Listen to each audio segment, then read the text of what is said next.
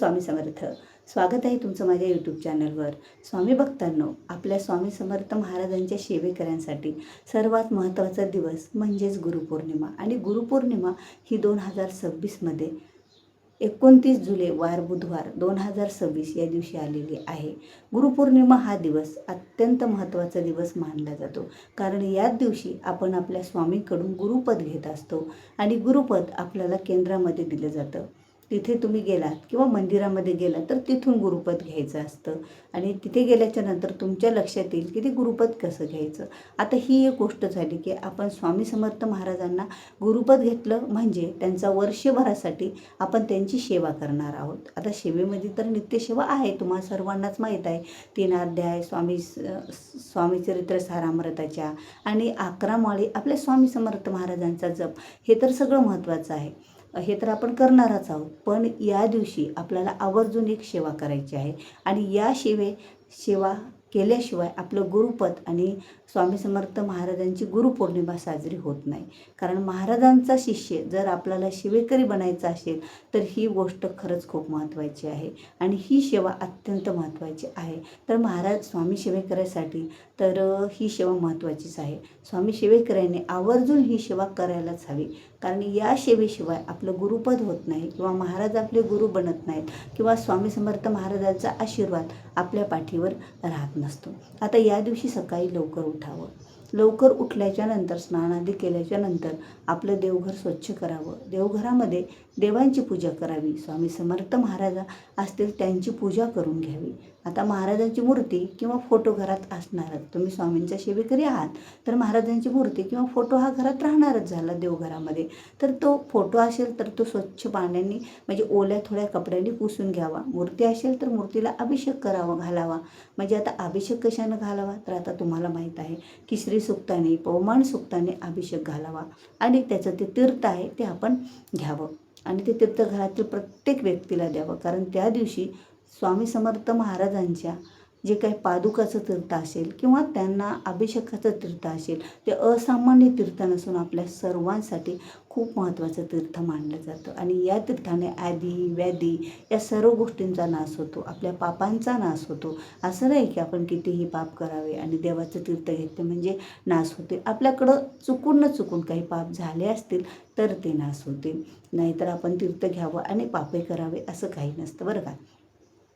त्यानंतर आपण स्वामींना एखादं पिवळं फूल तर आवर्जून या दिवशी अर्पण करावं, कारण स्वामी समर्थ महाराजांचा अवतार म्हणजे साक्षात दत्त महाराजांचा अवतार आहे. त्यांना खडीसाखरेचा नैवेद्य, बेसनाचे लाडू, पुरणपोळी जे आपल्याला शक्य आहे ते नैवेद्य आवर्जून करावा. आता ह्या गोष्टी आपण करणार आहोत. महाराजांची आरती करणार आहोत. केंद्राजवळ असेल तर केंद्रात जाणार आहोत, मंदिर जवळ असेल तर मंदिरात पोहोचणार आहोत आणि जर मठ असेल तर मठाच्या ठिकाणी सुद्धा हजेरी लावायची आहे. पण या दिवशी आवर्जून ही एक सेवा आपल्या सर्व स्वामी सेवेकरांना न चुकता करायची आहे, तरच आपली गुरुपौर्णिमा साजरी होईल आणि आपण श्री स्वामी समर्थ महाराजांचे सेवेकरी बनाल.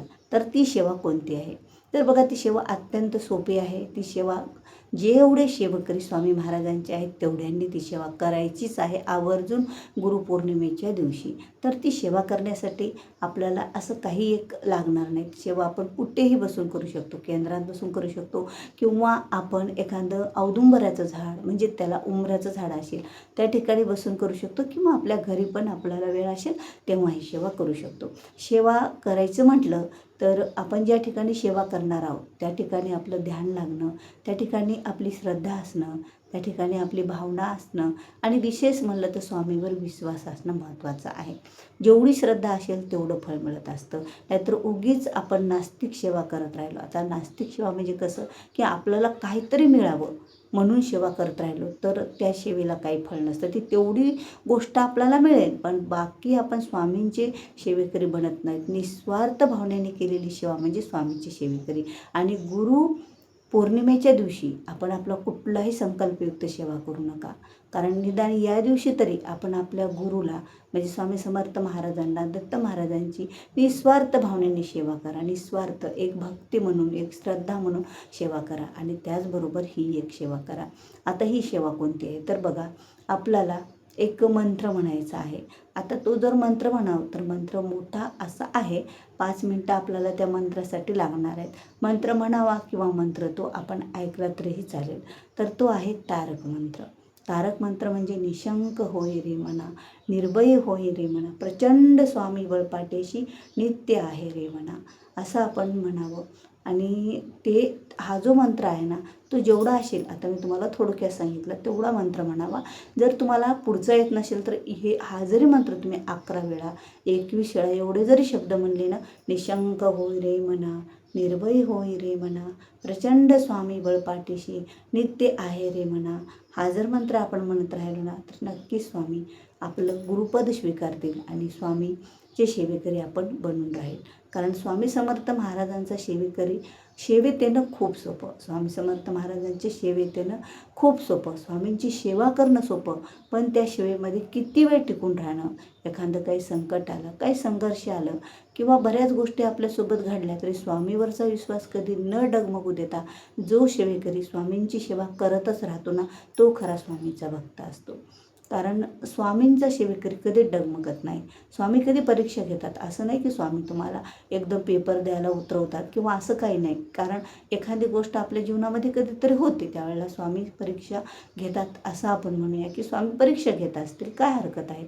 तो पेपर मी पूर्ण लिहिणारच आहे. स्वामींच्या परीक्षेत मला पास व्हायचंच आहे. स्वामींची सेवा, स्वामींची भक्ती, स्वामींची श्रद्धा, आपल्याकडे काही झालं तरी आपल्याला, कारण प्रारब्धानुसार काही गोष्टी घडतातच, त्या गोष्टी घडू नये असं नाही की स्वामी सेवेकरी आहेत म्हणून काही गोष्टी आपल्या टळतील पण जेवढ्या शक्य आहेत तेवढे. पण आता स्वामीकडे तर काहीच अशक्य नसतं, अशक्यही शक्य करतील स्वामी. पण कधी, ज्यावेळेला आपली तेवढी भक्ती, तेवढी श्रद्धा, तेवढा विश्वास स्वामीवर असायला हवा. कारण आपण गुरुचरित्रात पाहिलं किंवा स्वामी चरित्रात सुद्धा आपल्यासाठी लिहून ठेवलेलं आहे. असं नाही की त्यातले 2-3 अध्याय वाचिले, 3 अध्याय आणि 11 माळी जप केला म्हणजे आपण स्वामींची सेवेकरी झालो. अद्याप असं कधीही होणार नाही. तो एक अध्याय आपण समजून घेऊन जर वाचला तर त्या अध्यायात एवढी माहिती आहे ना की ती आता आपल्याला आपल्यासाठी स्वामी सेवेमध्ये कामाची आहे. म्हणून आपल्याला स्वामी सेवेमध्ये ह्या गोष्टी काही बनायच्या आहेत. आता हा जो मंत्र आहे तो तुम्हाला निशंक होई रे मना, निर्भय होई रे मना, प्रचंड स्वामी बळपाठीशी नित्य आहे रे मना, हा जो मंत्र आहे तो मंत्र तुम्हाला एका जागेवर बसून म्हणायचा आहे. आता ज्यांना एका जागेवर शक्य नाही त्यांनी या दिवशी चालत फिरत जरी हा मंत्र ऐकला ना, तारक मंत्र ऐकलं ना, तर स्वामी आपल्याला वर्षभर धरून नेतील. वर्षभर स्वामी समर्थ महाराजांची कृपा, आशीर्वाद आपल्या पाठीशी राहतील. कारण या दिवशी गुरूंचं एवढं पाठिंबा, बळ आपल्या पाठीवर राहतं ना की आपण गुरुच्या भेटीला अवश्य जावं.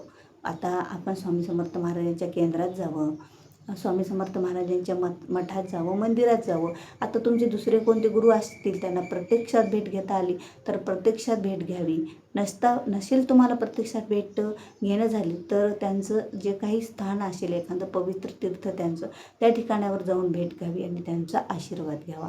कारण या दिवशी घेतलेला गुरुचा आशीर्वाद, सद्गुरूचा आशीर्वाद आपल्यासाठी वर्षभरासाठी एक आभा आपल्यासोबत राहते, त्यांचा आशीर्वाद आपल्यासोबत राहतो आणि तो आशीर्वाद आपल्यासोबत वर्षभर कामा करतो. बघा, तुम्ही त्या दिवशी खूप सेवा केल्या गुरु याच्या दिवशी, स्वामी समर्थ महाराजांच्या गुरुपौर्णिमेच्या दिवशी, पण तुम्ही जर हा तारक मंत्र नाही म्हटला तर आपण केलेल्या सेवेचं फळसुद्धा मिळत नाही आणि या दिवशीची गुरुपौर्णिमासुद्धा साजरी होत नसते जोपर्यंत आपण तारक मंत्र म्हणत नाही. आपण तारक मंत्र हा स्वामींना आवडणारा मंत्र आहे आणि आपल्याला जीवन उपयोगी असा मंत्र आहे. निशंक होई रे मना, निर्भय होई रे मना, प्रचंड स्वामी बळ पाठीशी नित्य आहे रे मना.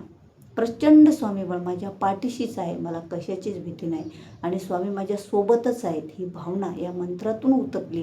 ज्यावेळी तो मंत्र आपण वाणीद्वारे म्हणतो किंवा श्रवण करतो कानाद्वारे, त्यावेळेला आपल्या सर्व इंद्रियामध्ये आणि आपल्या सर्व याच्यामध्ये आपण स्वामीमय झालेला असतो. म्हणून आपल्याला, आपल्या स्वामी भक्तांनो, हा मंत्र म्हणल्याशिवाय आपली गुरुपौर्णिमा साजरी होणार नाही. हा मंत्र म्हणल्याशिवाय आपण त्या दिवशी केलेली कोणत्या सेवेचं फळ आपल्याला जास्त प्रमाणामध्ये मिळत नसतं. असं नाही की आपण एखादी सेवा केली आणि स्वामी समर्थ महाराज त्यांचे फळ देणार नाहीत. फळ तर आपल्याला महाराज देणारच आहेत. की आता समजा पोळी आहे, आपण म्हणतो ना रोटी आहे, तर पोळी आहे, पुरणपोळी आहे. आणि पुरणपोळी नुसती खाण्यापेक्षा त्याच्यासोबत जर दूध तूप असेल तरच ती पुरणपोळीला चव असते ना, त्या प्रकारचं असतं. या सेवेसोबत ही सेवा केली तर त्या सेवेचं फळ पूर्ण आपल्याला मिळत असतं, सांगण्याचा उद्देश म्हणजे. तर स्वामी भक्तांनो, खरंच तुम्हाला माझा हा व्हिडिओ आवडला असेल ना, तर तुम्ही लाईक करा, शेअर करा. तुम्ही माझ्या स्वामी सेवा मार्ग या चॅनलवर नवीन आहात, अद्याप चॅनलला सबस्क्राईब केलं नसेल तर चॅनलला सबस्क्राईब केल्याशिवाय राहू नका. तर भेटूया असाच एक नवीन महत्त्वाचा माहितीपूर्ण व्हिडिओ घेऊन. तोपर्यंत सर्वांना श्री स्वामी समर्थ. जय जय स्वामी समर्थ.